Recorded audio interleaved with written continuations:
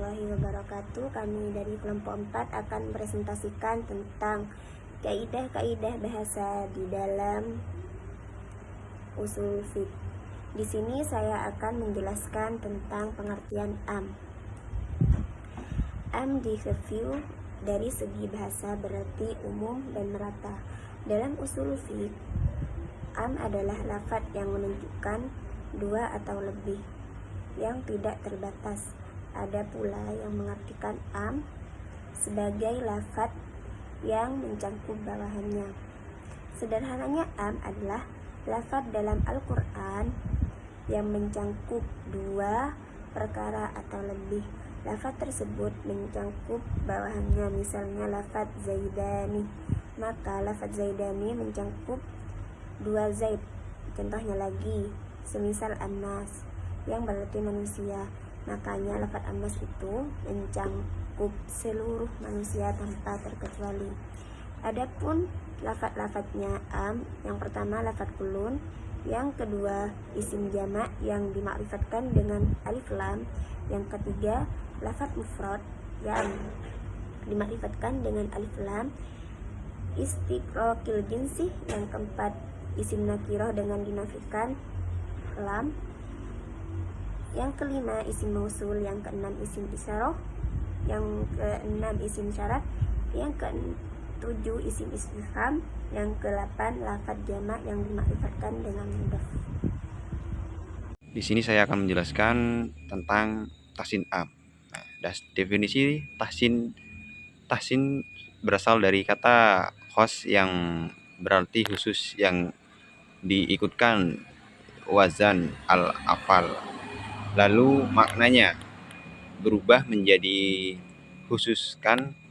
Dalam usul fikih, tahsis berarti mengkhususkan lafadz yang am kepada sebagian lafadz.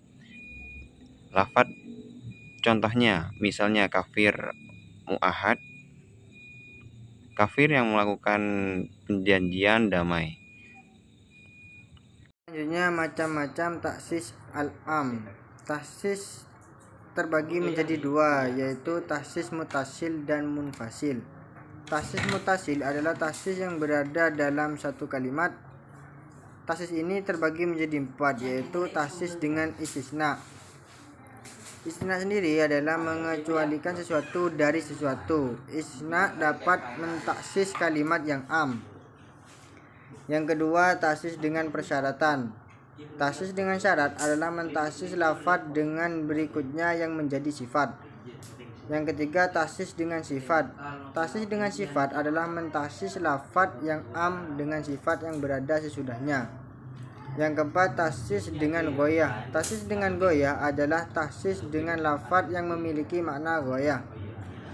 Yang kelima, tahsis dengan badal. Tahsis dengan badal adalah mentaksis lafadz yang umum dengan badal yang berada setelahnya. Yang kedua yaitu tahsis munfasil. Tahsis munfasil adalah tahsis dengan ayat atau hadis lain yang diberikan. Tahsis munfasil ini boleh tahsis Al-Quran dengan Al-Quran, bisa juga Al-Quran dengan hadis, dan juga hadis dengan hadis. Juga bisa hadis dengan Al-Quran. Macam-macam tahsis munfasil. Yang pertama, tahsis Al-Quran dengan Al-Quran.